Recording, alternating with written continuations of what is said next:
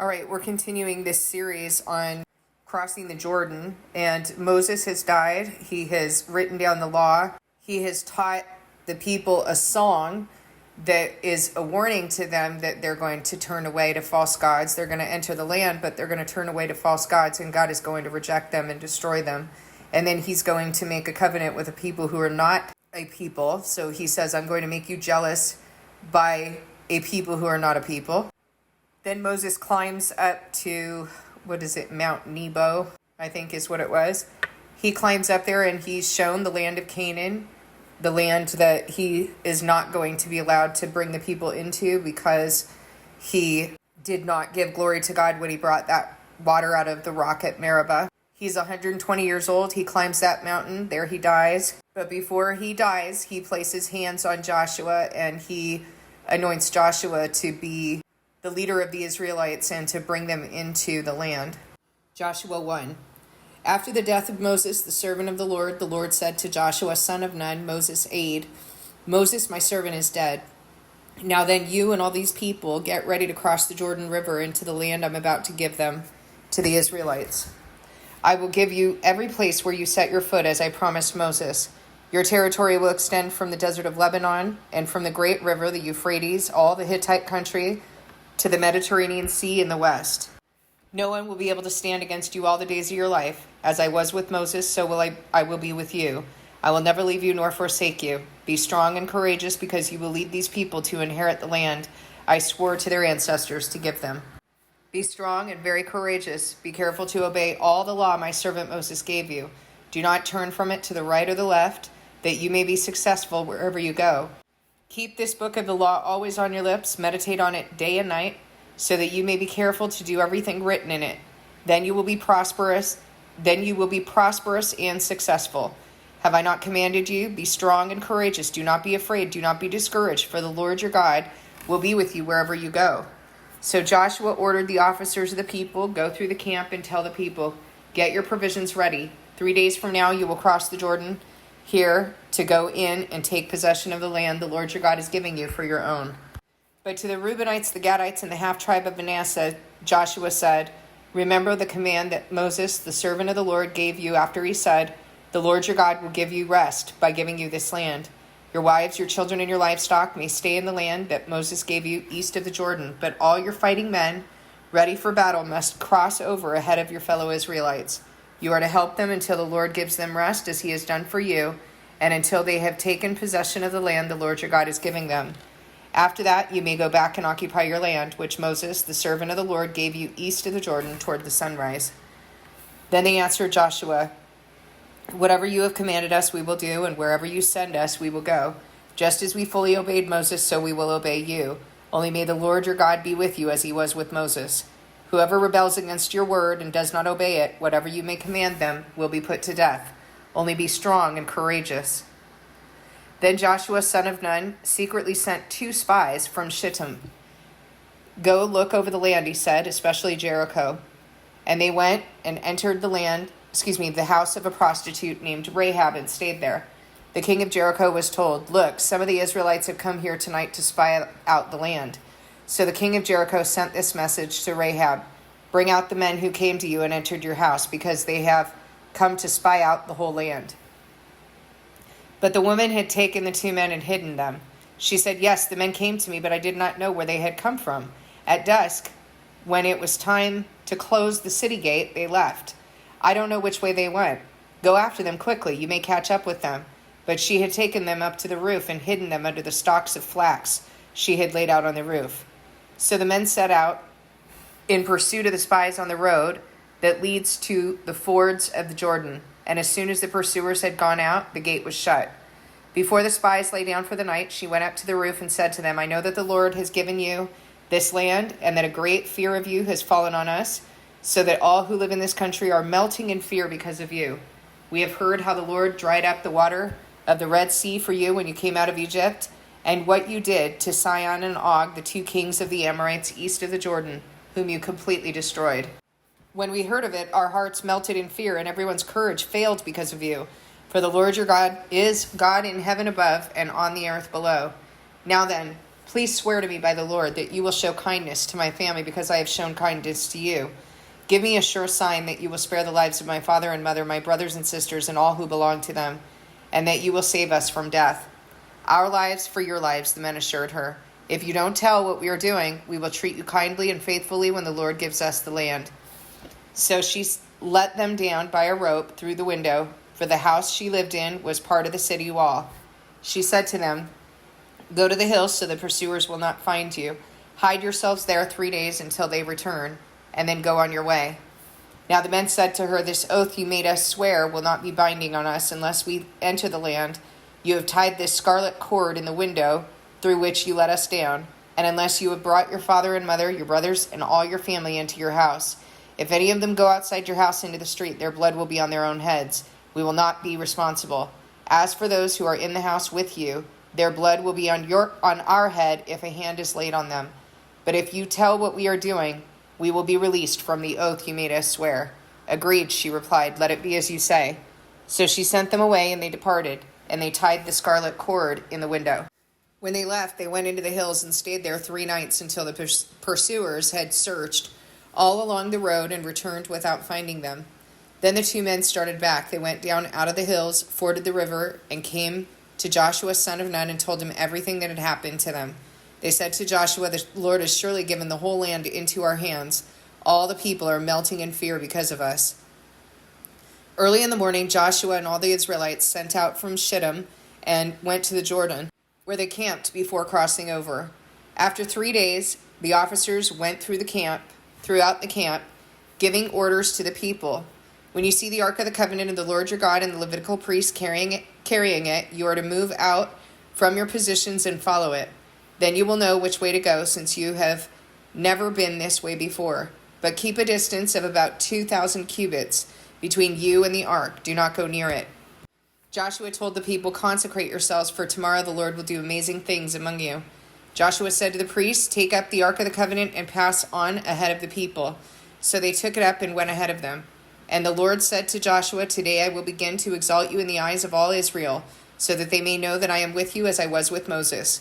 Tell the priests who carry the Ark of the Covenant, when you reach the edge of the Jordan's waters, go and stand in the river." Joshua said to the Israelites, "Come here and listen to the words of the Lord your God. This is how you will know that the living God is among you, and that he will certainly drive out before you the Canaanites, Hittites, Hivites, Perizzites, Girgashites, Amorites, and Jebusites. See, the Ark of the Covenant of the Lord of all the earth will go into the Jordan ahead of you. Now then, choose 12 men from the tribes of Israel, 1 from each tribe.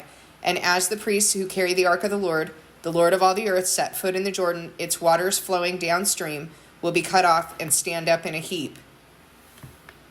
So he's performing the same miracle that he did, essentially, when he parted the Red Sea. So when the people broke camp to cross the Jordan, the priests carrying the Ark of the Covenant went ahead of them. Now the Jordan is at flood stage all during harvest. Yet as soon as the priests who carried the ark reached the Jordan and their feet touched the water's edge, the water from upstream stopped flowing.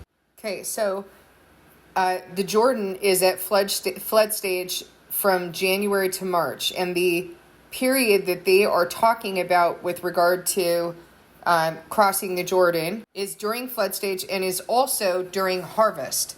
Harvest of what? It is during the harvest of barley. That's what's being harvested in the offering of first fruits. Barley's grown twice a year, just as wheat is grown twice a year. And so we would want to know, which harvest period are we talking about? We're talking about the harvest period that is correlating to March. So when I've told you guys that as we are calculating when is the offering of first fruits, we know that it's going to occur during that high water period, that flood stage period, and that barley is harvested between March and April, so end of March, early April. We also know that the offering of first fruits was observed when they entered the land, as is written in Leviticus 23. When you enter the land I'm going to give you and you reap its harvest, bring to me a sheaf of the wave offering, or bring to the priest a sheaf of the wave offering to wave on your behalf, to be accepted on your behalf. And we know that they did this the day after Passover. There are two references for the day after Passover. Some people will say the day after Passover is the day after the 14th of Nisan. Well, that would be a Sabbath. So it couldn't be a Sabbath because it has to be the day after the Sabbath. The other reference, which is more accurate, is the day after the Festival of Unleavened Bread. In Luke 22:1, we know that the Festival of Unleavened Bread is also the Passover. And so the day after the Festival of Unleavened Bread would have been the day after the Sabbath. That is when the first offering of first fruits occurred. It was on the 22nd of the month, which is usually a Sabbath, except in the month of Nisan, or Aviv or Abib. So when people are arguing about when the harvest is, it's because they're either going by the Gregorian calendar or they are implying that Aviv, Abib, Nisan, that is a season-specific month. The months are not season-specific, but you know what is? The moon. The moon will tell you when the 22nd or the 23rd in the rest of the 11 months, when that is. Because you're going to count down from the crescent moon, which is the new moon. You're going to count down from that. The crescent is going to be 1. 8 days later is going to be the 8th. 8 days later, the 15th. Then the 22nd and the 29th will be the last 7-day Sabbath, except for that month of Aviv or the month in which Pentecost occurs. That's going to push things forward. The reason why on God's calendar in the month of Nisan or Aviv, the Sabbaths move is because the 8th, 15th, 22nd, and 29th are 7-day Sabbaths. But in the month of Nisan, Aviv or Abib, God says that you are to observe the Passover on the 14th, which is a work day. And then on the 15th, you assemble and observe a Sabbath. And then on the 21st, you're assembling and observing a Sabbath. So on the 22nd of the month, you can't have a 7-day Sabbath or a 7-day week, a 7th day of rest Sabbath, because he just disrupted that 7-day sequence. So what's going to happen is the 22nd is going to be a work day through the 29th, and then the 30th is going to be a Sabbath for that particular month. Okay, but for the purposes of us understanding yet again when it is that we're observing the offering of first fruits, it's going to be during that season both of the flood stage of the Jordan and the barley harvest. And so you're going to have that at the end of March, early April. Always going to be at the end of March, early April, on the 22nd day of God's month or the 23rd day of God's month. 22nd in Nisan, 23rd every other month. The reason you cannot say that this is occurring in Aviv, Abib, or Nisan is because date-specific holy days and months in a lunar year are going to make their cycle around the seasonal year. They're not going to land in the same season every year. That's what I'm trying to say. You can feel free to plot that out. Muslims observe a lunar year, which is 354 days. God's year has 360 days, but 354 24-hour days. What that means is that there are some months in which the dark moon is going to continue on the 30th day of God's month from evening to morning, and then in the morning, the crescent is going to become visible. So what that does when the crescent shows up is it kicks out the old day and it begins anew. Kicks out the old month and begins anew. So you could actually have a 24-hour period that is representing 3 different days. The example I give is you could have evening to morning as the 30th of the month, morning to evening as the 1st of the month, and then that evening begins the 2nd of the month. I know it seems very weird because we're used to consecutive 24-hour periods, consecutive 7-day week, but it's not so on God's calendar. Once that new moon comes up, it begins something new, and it does away with the old. So on a lunar calendar, which we know there's a 29.5 24-hour day period in the lunar cycle, in the monthly lunar cycle. So 29.5 days is always going to equate to 30 days on God's calendar. It cannot possibly mean 30 24-hour days because I plotted it, and if you plot it, you end up off on the moon. And the Lord has already told us that the moon is the faithful witness in the sky. That's going to tell us how to set these days and seasons and months in reference.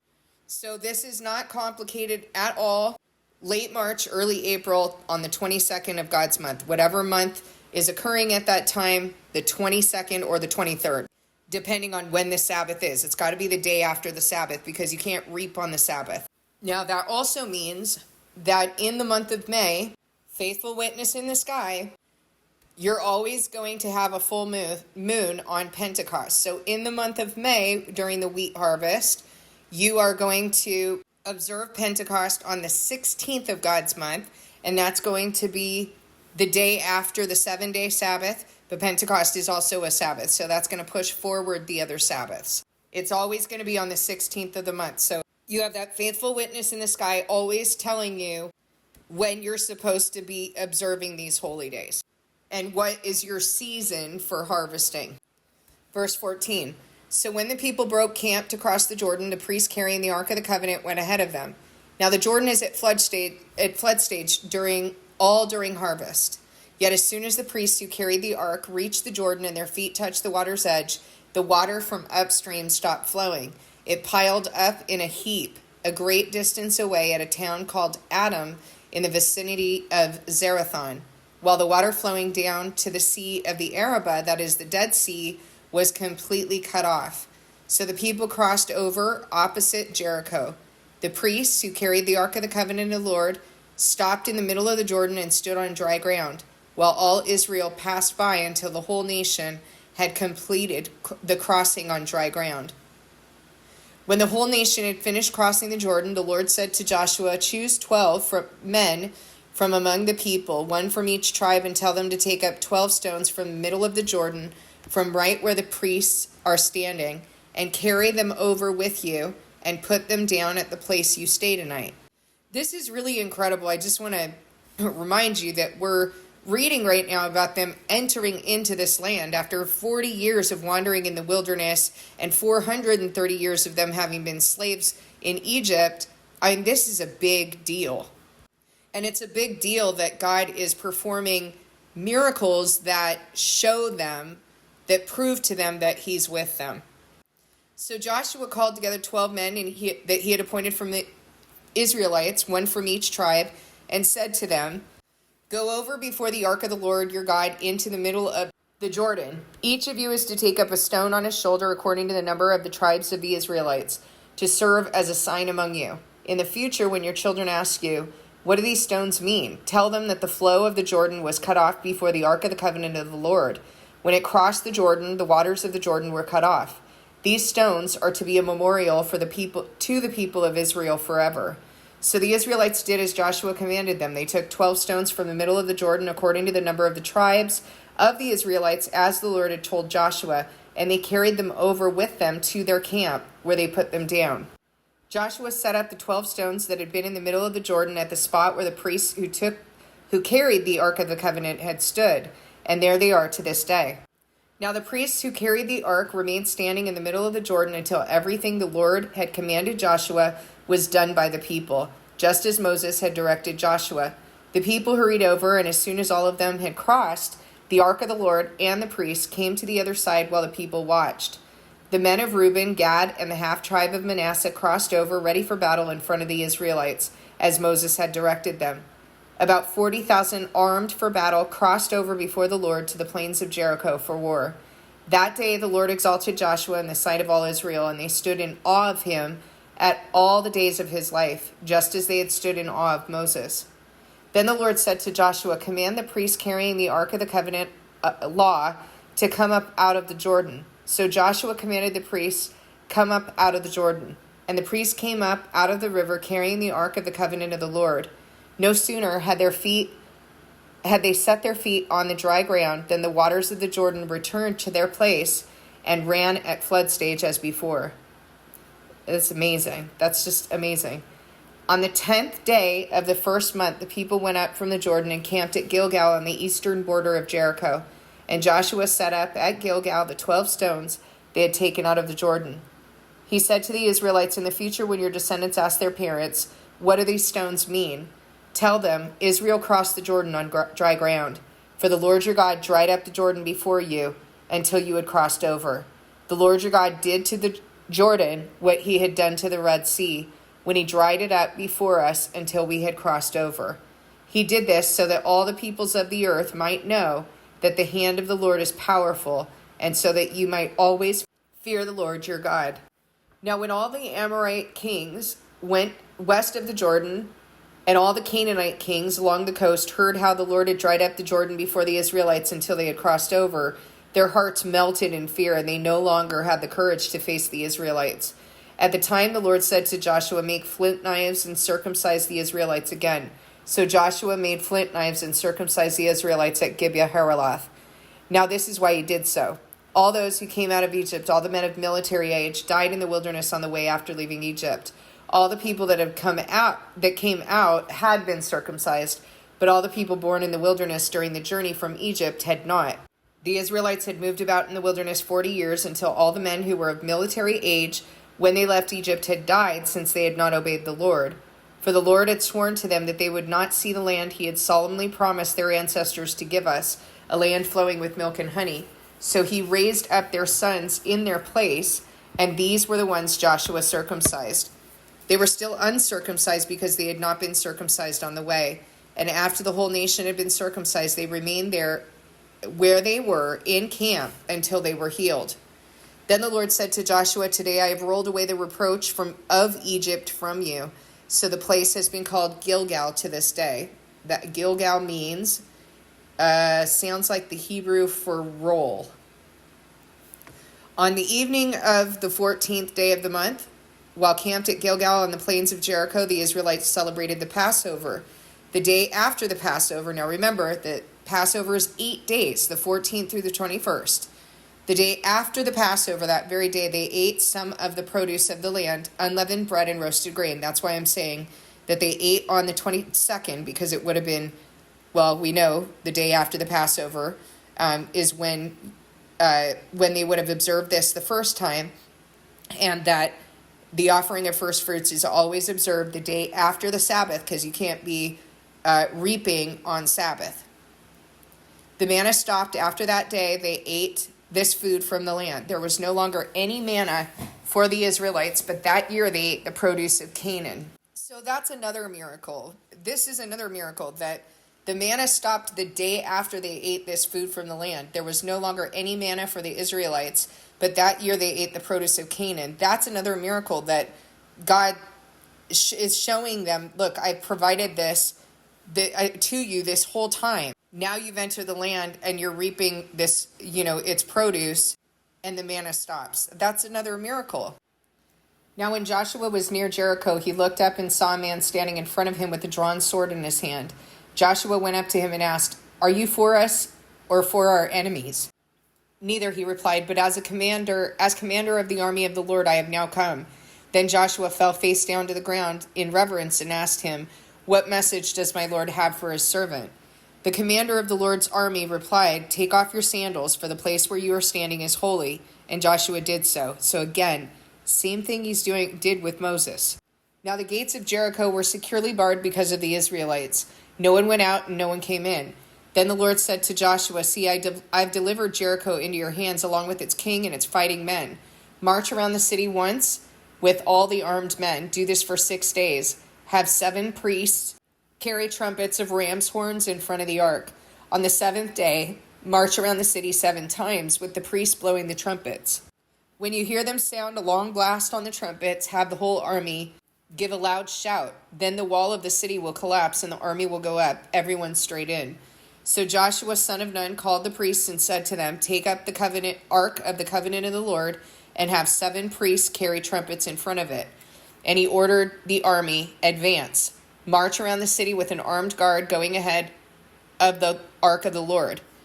When Joshua had spoken to the people, the 7 priests carrying the 7 trumpets before the Lord went forward, blowing their trumpets, and the ark of the Lord's covenant followed them.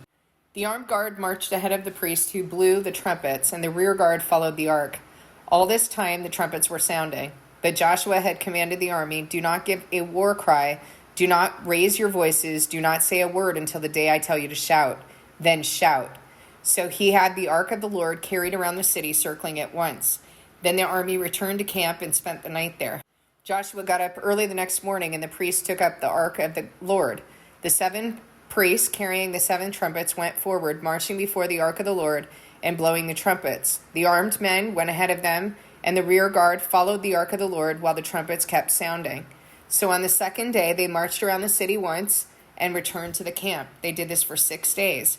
On the 7th day, they got up at daybreak and marched around the city 7 times in the same manner, except on that day, they circled the city 7 times.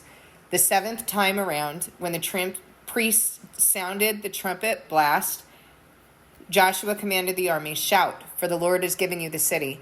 The city and all that is in it are to be devoted to the Lord.